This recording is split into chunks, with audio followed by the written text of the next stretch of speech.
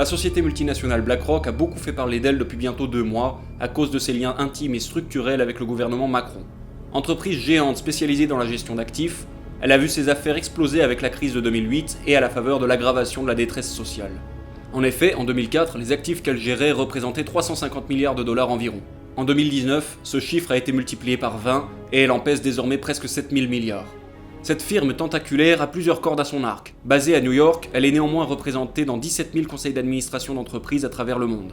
Les États-Unis représentent la majorité de ses investissements, à hauteur de 61%. L'Europe arrive en deuxième position de la liste de ses terrains de chasse avec 31% de ses investissements. Elle est de plus en plus présente dans notre économie nationale, notamment dans le CAC 40 où elle est l'un des principaux investisseurs et dont elle a tiré en 2018 environ 1,6 milliard de dividendes, soit presque autant que l'État français lui-même dans ses entreprises. Cela donne une idée du pillage que cette firme transnationale inflige au peuple et aux travailleurs. Même si BlackRock n'est pas officiellement un fonds de pension, elle n'en reste pas moins très liée aux gestionnaires de plans d'épargne retraite qui font partie de ses très nombreux clients. C'est donc tout à fait logiquement que BlackRock a publié en juin 2019 une note félicitant officiellement le gouvernement Macron pour la promulgation de la loi Pacte sur les retraites, qui annonçait déjà la fameuse réforme en avril 2019. C'est parfaitement logique. Le capitalisme financier et mondialisé ne peut que se réjouir de la casse de notre système de retraite et de la baisse des pensions. Il espère ainsi empocher le pactole de l'épargne retraite des Français laissés à l'abandon et contraints de placer leur argent chez les fonds de pension pour compenser leur appauvrissement.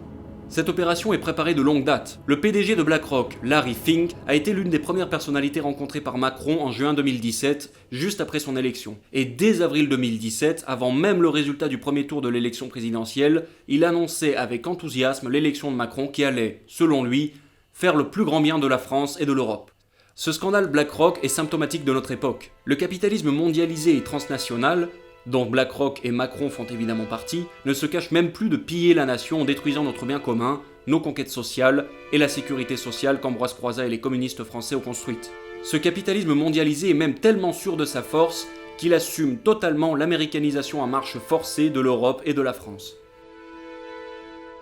En janvier 2020, le cadeau de bonne année de Macron a consisté ni plus ni moins qu'à donner la Légion d'honneur au président de la filière française de BlackRock. Macron veut humilier le peuple français ainsi que son héritage républicain et révolutionnaire. Cela passe aussi par la destruction de l'État-nation et des conquêtes sociales qui lui sont liées. Face à l'arrogance du grand capital et de la bourgeoisie française qui assume totalement de liquider la nation dans la mondialisation capitaliste et dans l'Union européenne, la question nationale prend un sens tout particulier.